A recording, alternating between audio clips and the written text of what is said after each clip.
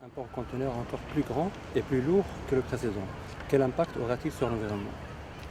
Je vous remercie beaucoup pour cette question.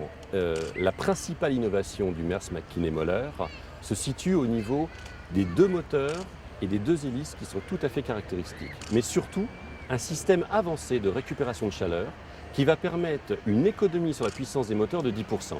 Cette économie nous permettra de consommer 35% de fuel en moins par conteneur et donc l'effet positif sur les gaz à effet de serre sera le suivant. Chaque conteneur qui partira d'Asie et ira en Europe sur ce navire aura une émission de CO2 de 50% de moins que ce qui se fait aujourd'hui. Alors, allez-vous aussi prévoir des lignes maritimes via les nouvelles routes en Arctique? L'évolution climatique affecte la topographie mondiale, sans aucun doute.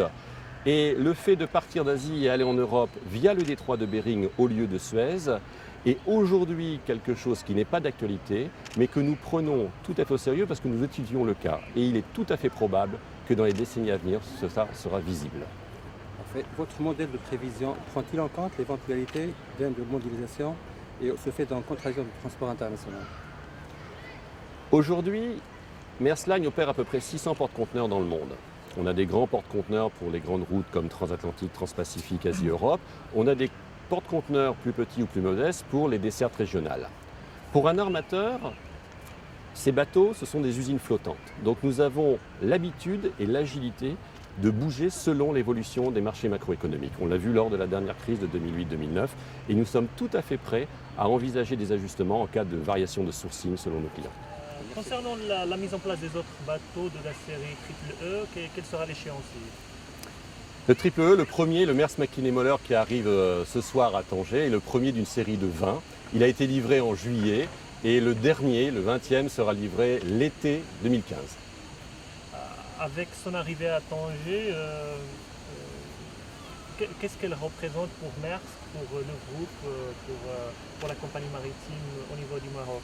Et quels avantages pour leur mise en service, ces super bateaux au niveau du Maroc? Ces bateaux seront sur l'axe Asie-Europe du Nord et Tanger sera le seul port de la Méditerranée où ces navires feront escale.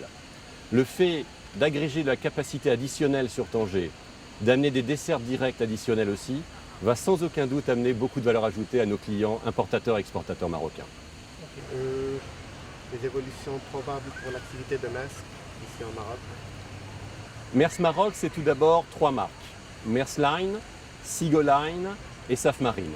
On représente à peu près 40% de marché au Maroc import-export. Et afin de consolider cette position de leader au Maroc, nous avons très récemment décidé de doubler la capacité sur Casablanca. Et aussi, après avoir lancé il y a 3 ans un service direct Agadir-Saint-Pétersbourg en Russie, et du fait de ce succès, nous avons décidé pour la saison à venir, d'ici octobre, de doubler cette ligne et pour pouvoir donner à nos clients marocains exportateurs plus d'opportunités pour pénétrer ces marchés à la fois russes et polonais.